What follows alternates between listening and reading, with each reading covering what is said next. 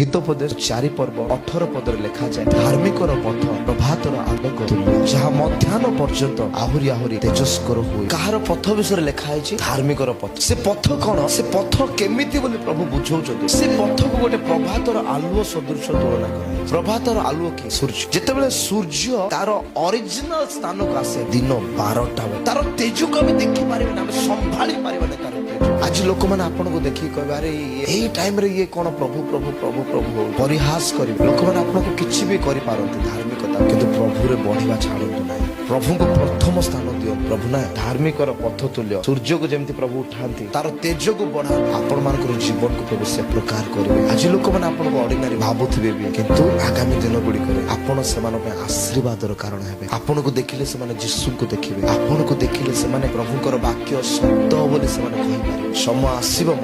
Difference को लोक माने देखिबे आपण भी देखिबे।